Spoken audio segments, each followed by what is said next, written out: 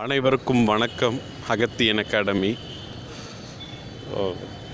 Sir, என்னுடைய number டைப்பிஸ்ட்லேயும் select ஆகிருக்கு, junior அசிஸ்டண்ட்லேயும் select ஆகிருக்கு. நான் ஜூனியர் அசிஸ்டண்ட்டில் நல்ல ரேங்க்கில் இருக்கேன் சார். ஸோ எனக்கு டைப்பிஸ்ட் வேண்டான்னு சொல்லி ஜூனியர் அசிஸ்டண்ட் செலக்ட் பண்ணிட்டேன்.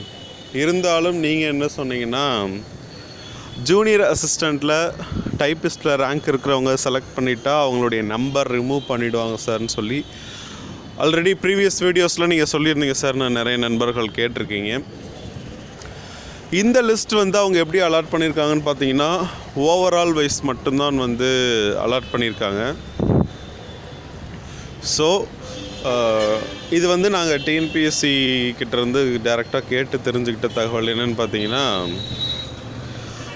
ரெண்டுத்துலேயுமே செலக்ட் ஆகிருக்கவங்க, ஜூனியர் அசிஸ்டண்ட் டைப்பிஸ்ட் ரெண்டு ரேங்க்லேயுமே செலக்ட் ஆகிருக்கவங்க.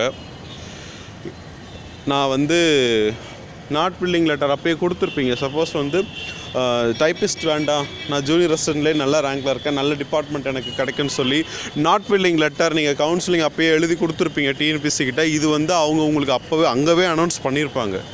என்னென்னு பார்த்தீங்கன்னா, சப்போஸ் டைப்பிஸ்ட் ஜூனியர் அசிஸ்டண்ட் ரெண்டுத்துலேயுமே செலக்ட் ஆகிருக்கவங்க ஜூனியர் அசிஸ்டண்ட் மட்டும்தான் வேணும்னு சொல்லி எனக்கு வில்லிங் லெட்டர் எழுதி கொடுத்துருப்பாங்கன்னு சொல்லி அங்கேயே கேட்டிருப்பாங்க.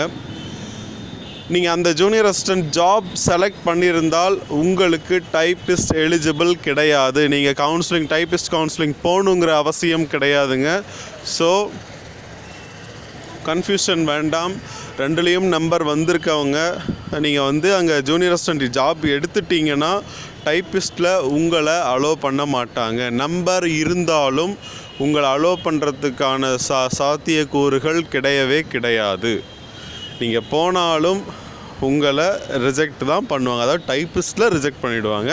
ஜூனியர் அசிஸ்டண்ட் ஜாப் நீங்கள் போய் பார்த்து தான் ஆகணும். இதுதான் டிஎன்பிஎஸ்சியில் கிடைச்ச அவங்களே சொன்ன ஒரு அஃபிஷியல் தகவல். ஸோ ரெண்டுலேயும் நம்பர் வந்திருக்கவங்க, ஜூனியர் அசிஸ்டண்ட்டில் job, junior assistant, VAO, field surveyor, அப்புறம் பார்த்தீங்கன்னா டிராட்ஸ்மேன், இந்த 4 ஜாபில் செலக்ட் ஆனவங்க, ரெண்டு டைப்பிஸ்ட் அதுலேயும் செலக்ட் ஆகிட்டு இந்த 4 ஜாபில் நீங்கள் எதை சூஸ் பண்ணியிருந்தாலுமே டைப்பிஸ்ட்டுக்கு நீங்கள் எலிஜிபிள் கிடையாது. ஸோ இப்போ பார்த்தீங்கன்னா மண்டேலேருந்து கவுன்சிலிங் ஸ்டார்ட் ஆக போகுது. ஸோ சான்றிதழ்களை தயார் பண்ணி வச்சுக்கோங்க. அனைவருக்கும் எங்களுடைய வாழ்த்துக்கள். தயவு செஞ்சு பதட்டமோ டென்ஷன் எதுவுமே வேண்டாங்க. என்ன தவறு, ஒரு சிறிய தவறு இருந்தாலும் சான்றிதழே நீங்கள் விட்டுட்டு போயிருந்தாலும் உங்களுக்கு 1 வீக் டைம் கொடுப்பாங்க. ஸோ பயப்படாதீங்க. அங்கே இருக்கிற அஃபிஷியல்ஸ் எல்லாருமே உங்களை ஃப்ரெண்ட்லி மேனரில் மட்டும்தான் அப்ரோச் பண்ணுவாங்களே தவிர உங்களை ரிஜெக்ட் பண்ணணும் அந்த மாதிரி எந்த ஒரு மோட்டிவும் கிடையாது. நம்பிக்கையோடு போயிட்டு வாங்க, வேலையோடு திரும்பி வாங்க. நன்றி. தொடர்ந்து இணைந்திருங்கள் அகத்தியனுடன். நன்றி, வணக்கம்.